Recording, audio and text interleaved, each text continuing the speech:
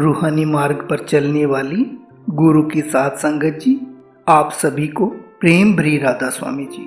साध संगत जी, जिस बुजुर्ग महिला के बारे में मैं बताने जा रहा हूँ, उसे सुनकर आप जी को एहसास होगा कि सच में सतगुरु की हस्ती क्या है।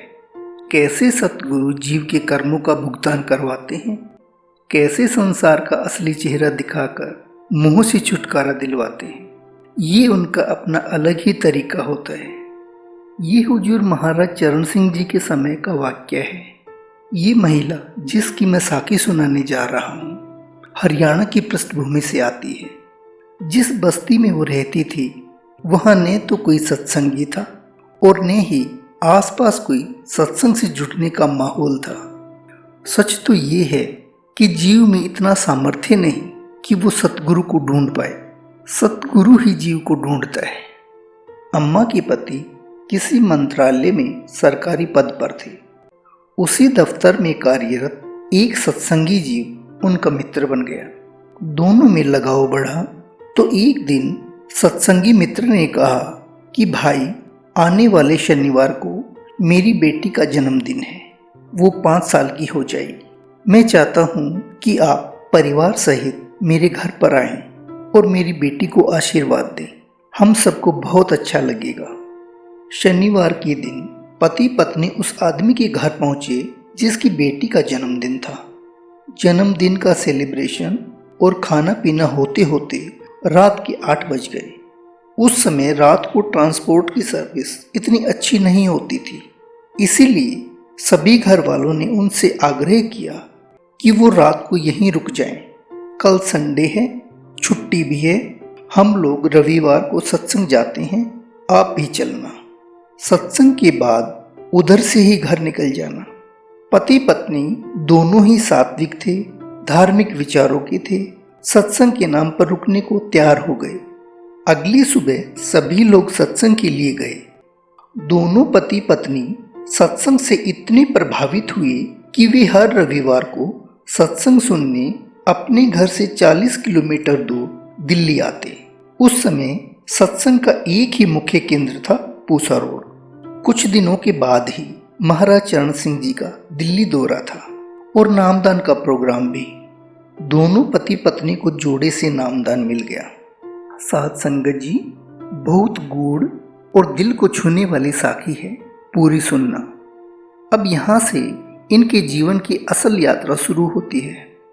उस बीबी को सत्संग का ऐसा रंग लगा कि वो हर वीरवार को अपनी पड़ोस की औरतों को इकट्ठा करती और सत्संग के रूप में गुरु की महिमा के भजन गाए जाते, गुरु का गुणगान किया जाता और अंत में सबको प्रसाद बांटा जाता। आसपास के सभी लोग अम्मा को भगतनी कहकर पुकारने लगे। अब बड़े ध्यान से सुनने की बात है कि कैसे सतगुरु जिज्ञासु और उसके परिवार को इस सांसारिक जीवन में भी मदद देते हैं। अम्मा के पास 5 बच्चे थे, जिनमें 3 लड़कियां और 2 लड़के। लड़कियां बड़ी थी। जब अम्मा ने बेटी की शादी की तो दोनों छोटे भाइयों को बेटी के साथ भेज दिया। दोनों भाई छोटे छोटे थे। उम्र रही होगी बड़े की यही कोई 8 साल और छोटे की 6 साल।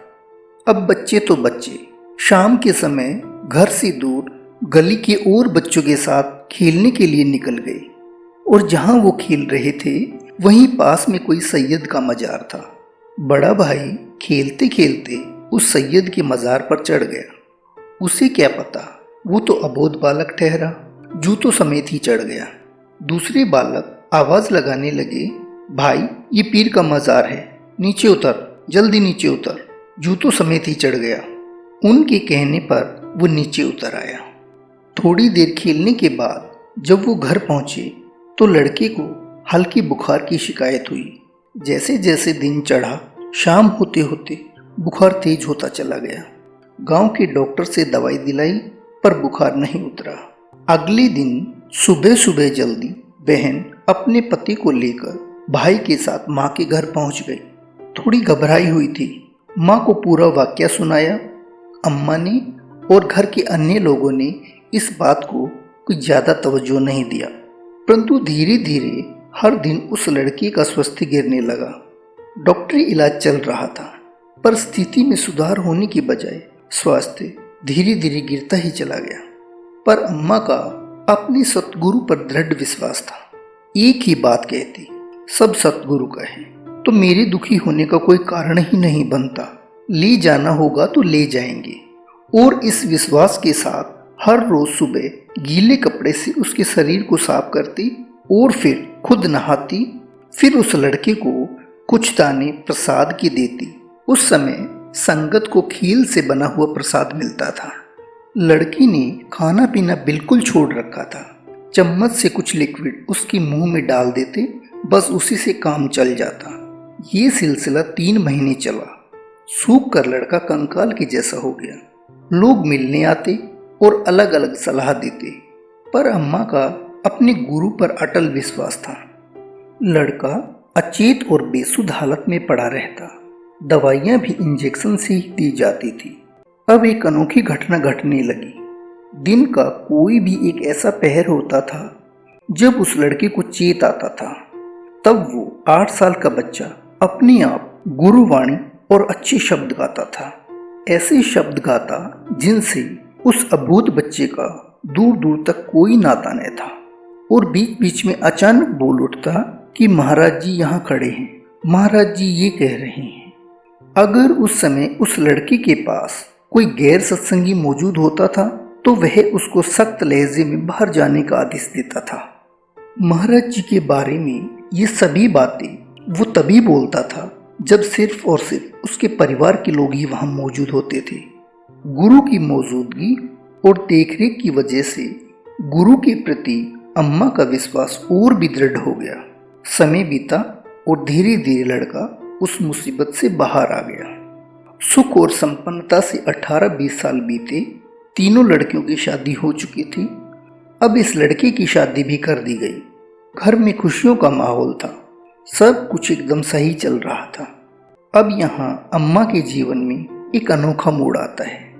ये सतगुरु ही जानता है कि जीव का मोह से कैसे छुटकारा करवाना है, कैसे उसके कर्मों का भुगतान करवाना है, कैसे उसे इच्छा रहित करना है। अम्मा के पति को गले का कैंसर हो गया और साल भर इस बीमारी से जूझते हुए उनकी मृत्यु हो गई और अम्मा के जीवन में खालीपन और उदासी आ गई। घटना को 3 साल भी नहीं बीते थे कि उसी बड़े बेटे का रोड एक्सीडेंट हो जाता है और तत्काल मृत्यु हो जाती है। अम्मा का संयम जवाब दे जाता है। इस मानसिक आघात के चलते अम्मा मौन रहने लगी। पूर्णतः वैराग्य आ गया। अपने आप को अंदर से जोड़ लिया। जीने की इच्छा समाप्त हो गई।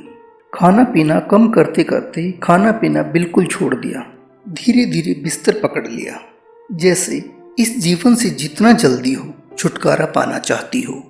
हालात यहाँ तक आ पहुँचे कि हाथों और पैरों को ना तो उठा पाती और ना ही करवट ले पाती। मृत्यु से ठीक 2 दिन पहले एक संवेदनशील घटना घटती है।